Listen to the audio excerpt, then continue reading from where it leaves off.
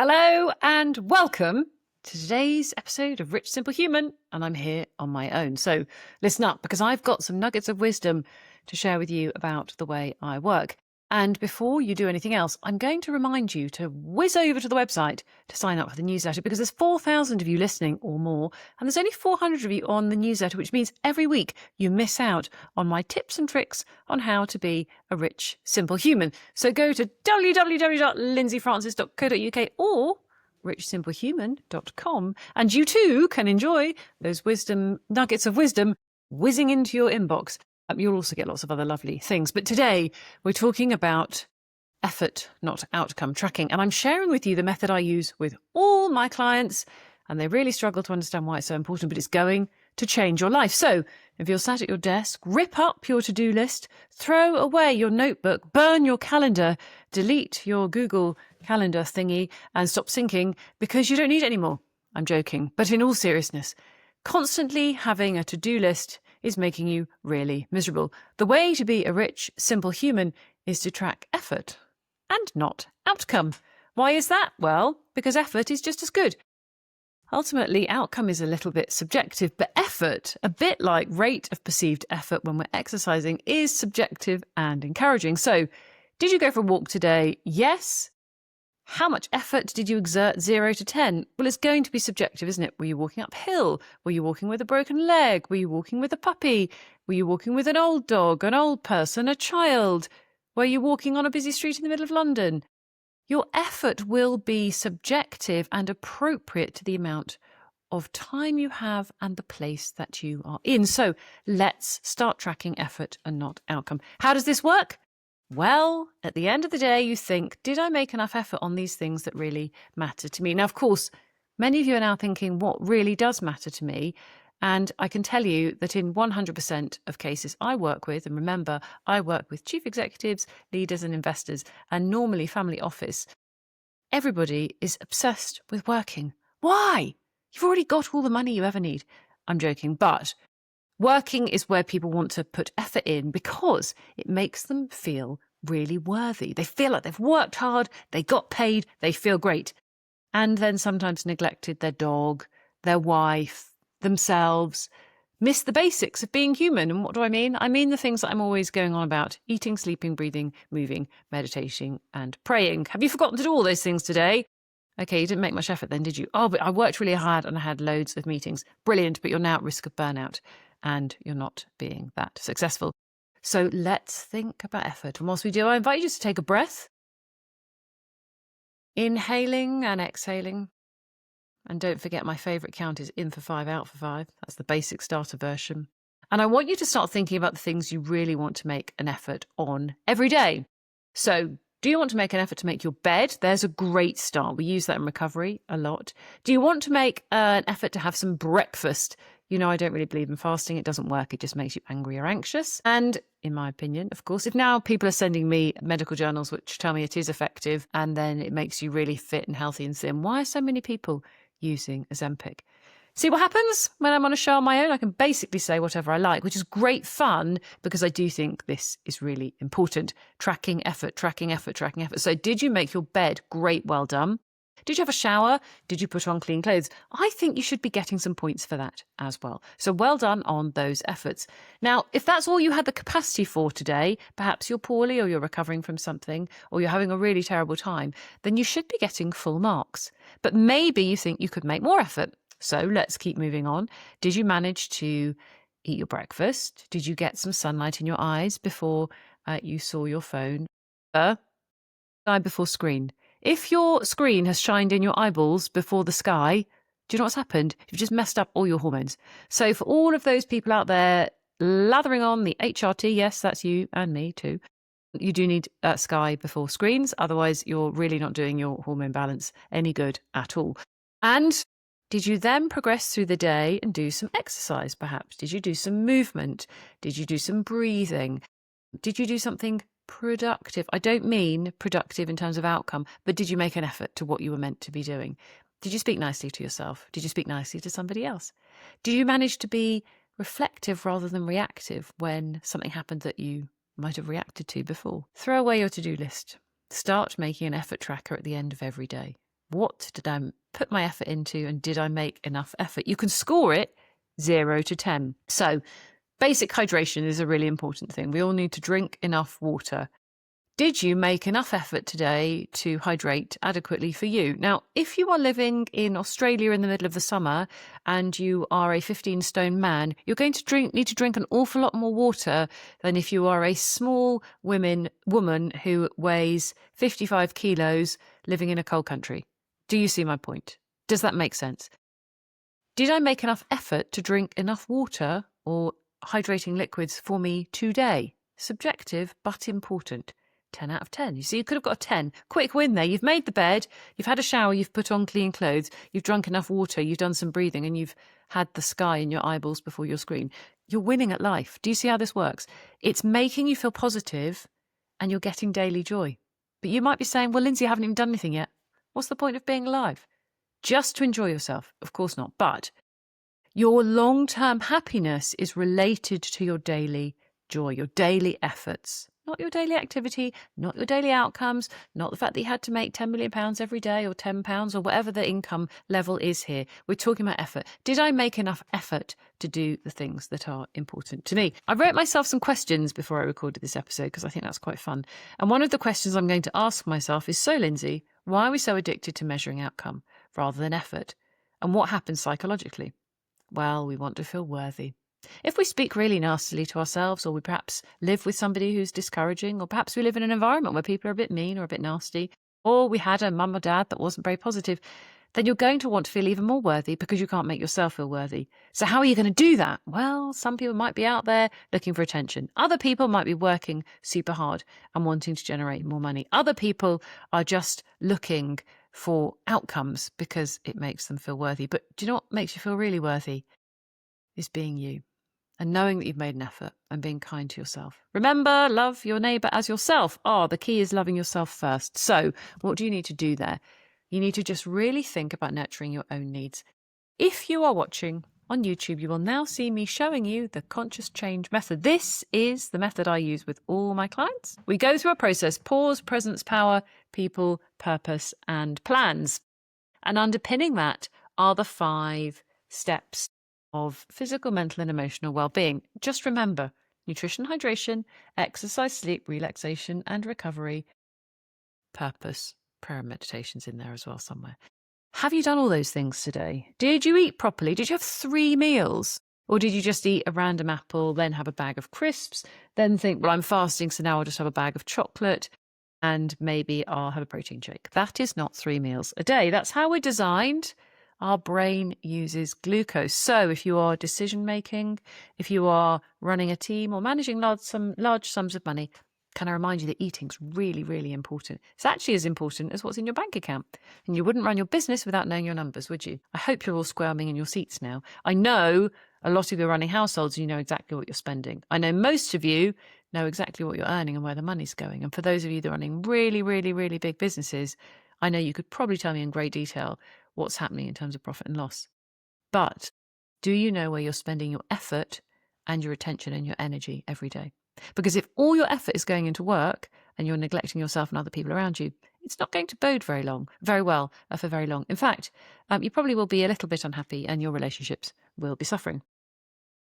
You also need to move every day. Yes, even you. Every day you need to move. How are you going to move? Well, do something you like. Do something you enjoy, but you need to do at least 5 minutes, if not 15 of it. What's it going to be? If you're listening to this, why don't you go around the block when you get home? Just go for a quick walk. It's going to make you feel great. It's going to improve the way your body uses glucose, your metabolism. It's going to help your hormones. It's going to help your physical body. All of those things. It's so, so important. I also need to remind people about the amount of effort they make on going to sleep. If you scrolled on your phone after 8 o'clock, your effort score for sleep is going to go down, because that is not how you improve your sleep. You improve your sleep by breathing, eating and moving well, not being on your screens, and trying to go to bed early. Making your bed was a good start, wasn't it? That's good preparation. It's good sleep hygiene. But I'm going to urge you to get into bed earlier and stay in bed. Don't take your phone into the bedroom. If you took your phone into the bedroom, take off a point for your sleep score, because I want you to get 10 out of 10. Even if your sleep is only 3 hours, if you made as much effort as you could, then you get a 10 out of 10. Do you see how this works? So effort around food, around sleep, around exercise and relaxation and recovery. Did you do something you enjoyed today? Yes, I went for a 5K, 10K, 15K, 50K run. Brilliant. Was there any recovery or relaxation in there? Because that isn't necessarily going to be relaxing your nervous system. You know that I love to track heart rate variability. So if you're wearing Aura, Whoop, Garmin, or Morpheus, I'm going to see what your data looks like. And we're going to be able to tell whether you're in fight or flight or rest and digest. Why does it matter? Well, if you spend all of your time in fight or flight, your body's not recovering. So that puts you at much higher risk of inflammatory diseases and cardiac problems. You also need to make sure your heart is strong. So if your strain score is low, you need to get out and do. Let's have a look at the questions I wrote for myself. So, what's the emotional impact of living inside a constant to-do list? Oh, this speaks to so many of you. I had a client who once said to me, my to-do list will never end. And they couldn't bear the thought of it. Well, do you know what the answer is? Don't have a to-do list. Have a I've done it list. That would make it easier, wouldn't it? Maybe you just have some kind of tracker. We all need to make lists sometimes, but a constant to-do list that never ever disappears becomes a really unpleasant chain that we should break. So the to-do list is incredibly stressful. It makes you feel like you haven't achieved anything. It makes you feel inadequate and unworthy. It makes you feel unproductive. Are you enjoying me saying all these horrible words? Are they going inside of you and squirming around and making you feel uncomfortable? How do you really want to feel? You want to feel secure, significant, and accepted. How do you do that? By feeling worthy, purposeful, and like you've made an effort. So I'm not thinking that the to-do list is right for many people. You can keep a kind of tracker list, but I'd much rather you kept an I've done it list and start tracking your effort. So, next question. For those of you running teams, how could leaders or teams benefit if they recognised effort instead of only outcomes? The number of you tracking KPIs. I know it's important. It is. But an effort score, as if you were scoring a child in a school report, is far more pleasant. Saying to somebody you've made such a great effort, even if the outcome was rubbish, it's really encouraging. It's really, really nice to remind people how much effort they've made at work. They're coming to work normally because they're trading their time for your money. So it is nice to encourage them because then they will work harder and be happier. Won't that be nice? Let's think about tracking effort and encouraging people and rewarding the effort, just with some kind words. Being kind to yourself because, hey, guess what? I think you made the bed this morning. Well done. You did a great job. You fed yourself 3 meals. Congratulations, top marks for effort. You went outside. Amazing. You prioritised the sky before your screen. Well done. You said some nice things to yourself and to other people. Congratulations. Can you see where I'm going? We are scaffolding behaviour change by looking at the small things. This works really, really well with kids, but it also works really, really well with yourself. And I'm going to hazard a guess that I think 8 out of 10 people I work with don't speak to themselves as nicely as they could. In fact, I've had to learn how to do it as well. But you know what?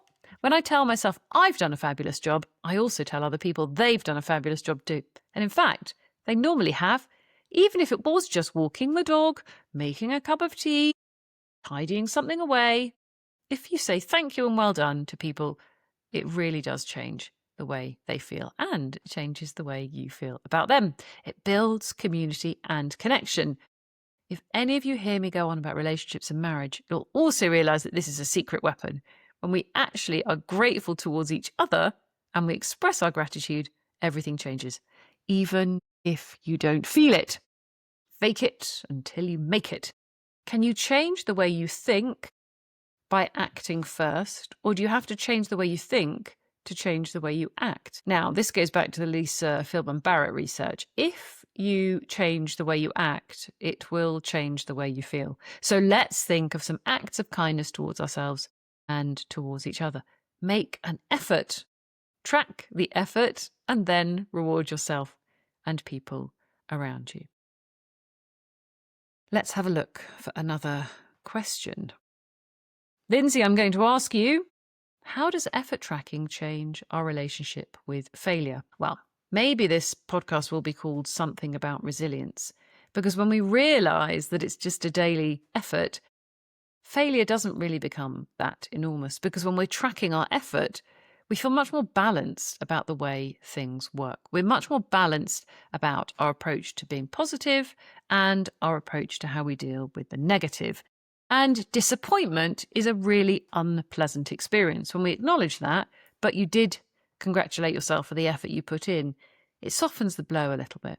So can you really celebrate the effort you've made and make yourself more resilient in the process? Yes, of course you can. How do you become more resilient? Consciousness is key here. When you're conscious about how you feel, you can actually change the way you feel by thinking about it. And for those of you who are now saying, no, you can't, all of you out there who have experienced the sophrology method know that when we go to our safe place, our calm place, we can experience being safe and calm. We're thinking our way into a feeling. Also, for any of you that know when you watch a slightly seductive or racy film, you feel a little bit seductive or racy, there you go, you see?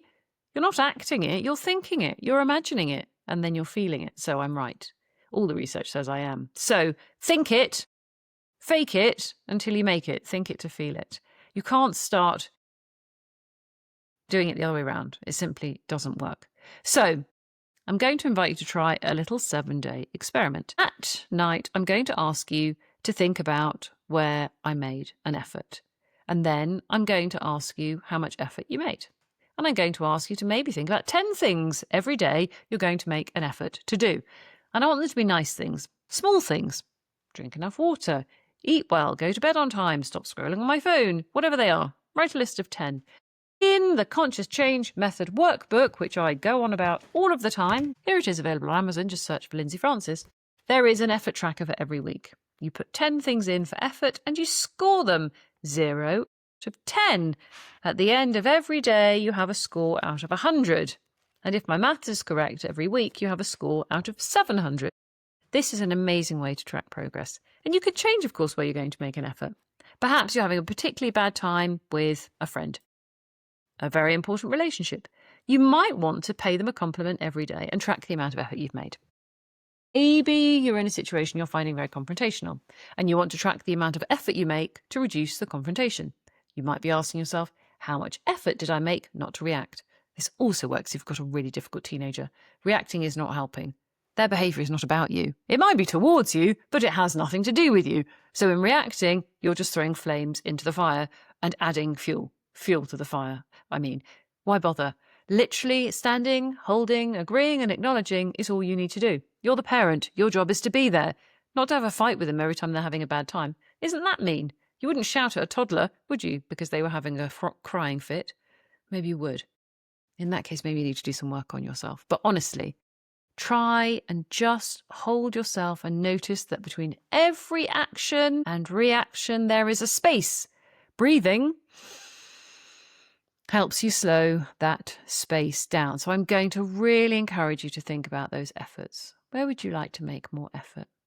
Don't worry about the outcome. Don't worry about the to-do list.